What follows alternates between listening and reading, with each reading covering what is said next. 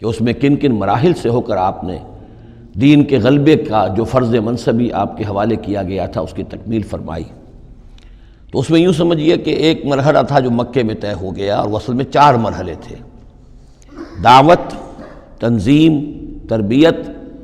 اور صبر محض۔ وہاں ہاتھ اٹھانے کی اجازت نہیں تھی۔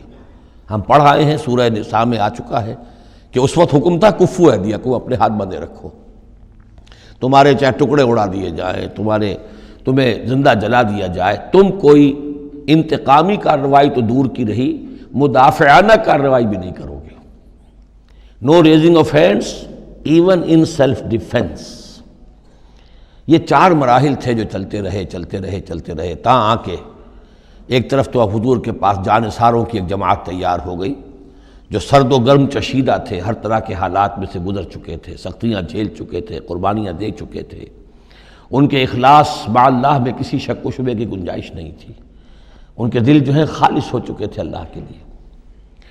اور دوسری طرف یہ کہ اللہ تعالیٰ نے ایک دار الہجرت کا انتظام کر دیا، کھڑکی کھول دی مدینہ کی طرف، ہجرت کا اہتمام ہو گیا تاکہ اہل ایمان کو وہاں سے نکال کر اور مدینے میں لے آیا جائے۔ اب یہاں سے اقدام ہو، اسی لیے ہجرت فرض کر دی گئی کہ اب تمام مسلمان یہاں آ جائیں۔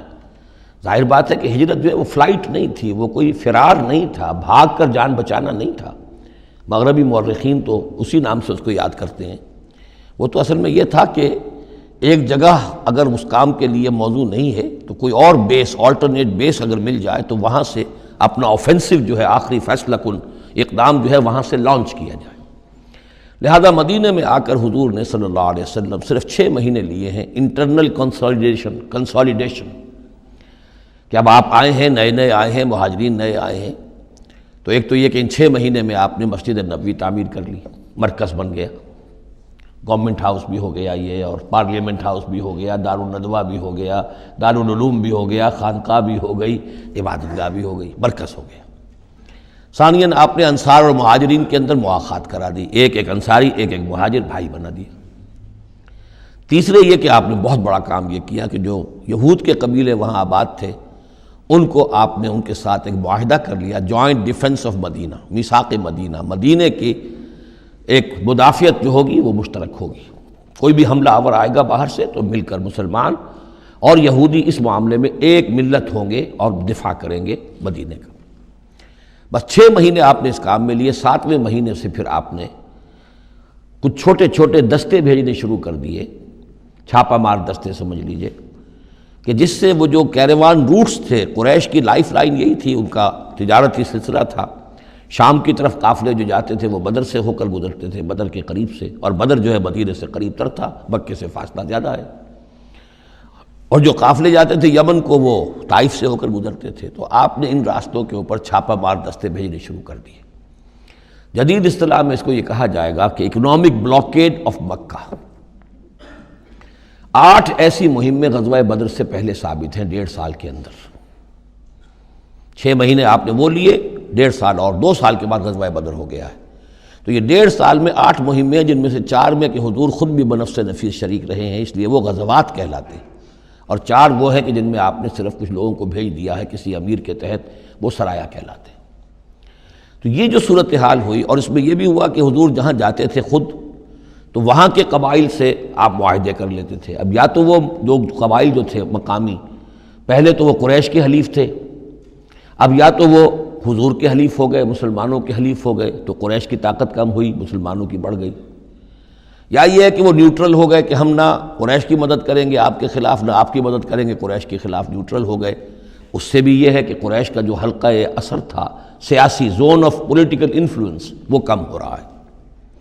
یہ 2 چیزیں ایسی ہوئی ہیں، political isolation of Quraysh and economic blockade of Mecca, جس کے نتیجے میں مکے والے جو ہیں پھر یوں سمجھیے کہ تنگ آمد بجنگ آمد، ورنہ مکے والوں کی طرف سے کوئی آغاز ثابت نہیں ہے تاریخ میں کہ حضور کے اور مسلمانوں کے مکے سے جانے کے بعد ان کی طرف سے کوئی ابتدا ہوئی ہو، کوئی انیشیٹو لیا گیا۔ 2 واقعات خاص طور پر ایسے ہو گئے کہ ایک چھوٹا سا آپ نے ایک دستہ بھیجا تھا نخلہ، اور یہ نخلہ جو ہے یہ مکے اور طائف کے مابین ہے، تو سمجھیے کس قدر فاصلے پر، اور وہاں مٹ بھیڑ ہو گئی، جو مسلمان وہاں بھیجے گئے تھے ان کے کفار کے ساتھ، وہاں ایک مشرک مکے کا مارا گیا، ایک کو انہوں نے قید کیا، ساتھ لے آئے، کچھ سامان جو ان کا تجارت تھا وہ بھی لے آئے، وہ مال غنیمت سمجھ کر۔ تو حضور اگرچہ ناراض ہوئے کہ میں نے تمہیں لڑنے کا حکم نہیں دیا تھا، میں نے اس لیے بھیجا تھا کہ وہاں رہو اور قریش کی نقل و حرکت سے ہمیں مطلع کرتے رہو، لیکن اب سچویشن پیدا ہو گئی، گویا کہ یہ چاہے ارادہ تھا یا نہیں تھا، ڈی فیکٹو شکل یہی ہوئی کہ اقدام ہو گیا مسلمانوں کی طرف سے، اب آغاز ہو گیا مسلمانوں کی طرف سے۔ ادھر جب ابو سفیان لے کر جا رہے تھے بہت بڑا قافلہ شام کی طرف، تو حضور نے اس کا تعاقب کیا، لیکن وہ تیزی سے نکل گئے تھے۔ لیکن جب واپس آ رہے تھے اور 50,000 دینار کا سامان تھا ان کے قافلے کے اندر، بہت لدا پدا قافلہ، انہیں یہ خطرہ ہوا کہ اب پھر محمد صلی اللہ علیہ وسلم اور ان کے ساتھی کہیں لوٹیں گے ہمیں اور ہمارے اوپر حملہ کریں گے، روکیں گے ہمارا راستہ۔ تو انہوں نے یہ کی دوہری حکمت عملی کی کہ ایک تو یہ کہ ایک سوار بھیجا آگے تیزی کے ساتھ دوڑایا کہ مکے جاؤ اور کہو کہ ہمارے قافلے کو خطرہ ہے محمد سے صلی اللہ علیہ وسلم، لہذا مدد بھیجو۔ اور ادھر یہ کیا کہ وہ عام راستہ جو تھا جو بدر سے ہو کر گزرتا تھا اسے چھوڑ کر ساحل سمندر کے ساتھ ساتھ نیچے سے ہو کر وہ نکل بھی گئے۔ اب وہاں مکے میں یہ دونوں چیزیں بیک وقت پہنچ گئیں، ایک طرف وہ نخلا سے لوگ روتے پیٹتے چیختے چلاتے ہمارا آدمی مار دیا محمد کے آدمیوں نے، وہ آ گئے، ادھر سے وہ آ گیا جو ابو سفیان کا بھیجا ہوا تھا ایلچی کہ دوڑو دوڑو دوڑو تمہارا قافلہ محمد لوٹنے والے ہیں اور یہ ہے اور وہ ہے۔ بس وہ وار کرائی وہاں ہوئی اور 1,000 کا لشکر جو ہے وہاں پر پھر جمع کیا گیا اور 900 اونٹ فراہم کیے گئے